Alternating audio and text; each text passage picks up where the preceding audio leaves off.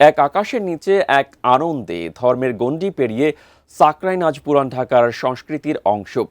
আকাশে আজ শুধু ঘুড়ি নয়, উঠছে শত বছরের ঐতিহ্য। পৌষের শেষ বিকেলে আলোয় উদযাপিত সাকরাইন, যে উৎসব প্রজন্ম থেকে প্রজন্ম বয়ে চলেছে। রঙিন এই উৎসবের গল্প জানাচ্ছেন সাদিয়া ন্যান্সি। পুরান ঢাকা, এখানের আকাশটাও যেন উৎসবপ্রিয়। বছরের এই একটা দিনে ছাদ মানেই ঘুড়ির মাঠ, সবাই ব্যস্ত ঘুড়ি ওড়ানোর প্রতিযোগিতায়। এটা একটা সময় বিলুপ্ত পথে চলে যাচ্ছে, আমরা চাই না এটা কোনোভাবে চলে যাক।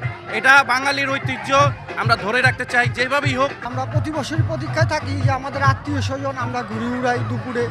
এই উৎসবের নাম সাকরাইন, বাংলা মাস পৌষের শেষ দিন। সূর্যের উত্তরায়ণকে স্বাগত জানাতে হিন্দু সম্প্রদায়ের ঐতিহ্য ধরে রেখে এমন আয়োজন। সময়ের সঙ্গে সঙ্গে এটি হয়ে উঠেছে পুরান ঢাকার সার্বজনীন উৎসব। ধর্ম নির্বিশেষে কোনো কিছু না মেনে সবাইকে এক হয়ে যে একটা পাওয়া, সবাইকে, এটাই আমাদের ঘুড়ি উৎসবের প্রধান পাওয়া, যেটাকে বলে এটাই।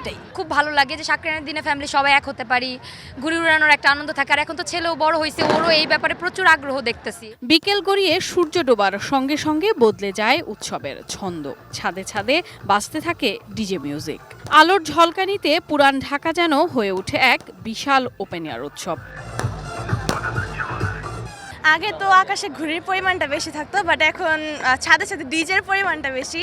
আকাশ জুড়ে আতশবাজির ঝলকানি, ফানুসের আলো আর শব্দের উৎসব। মুহূর্তের জন্য হলেও থেমে যায় শহরের ব্যস্ততা।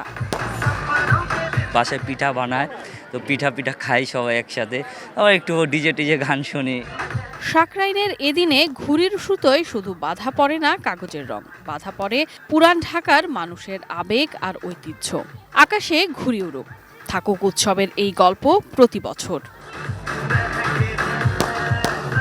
Sadia Nancy, ATN news, Dhaka.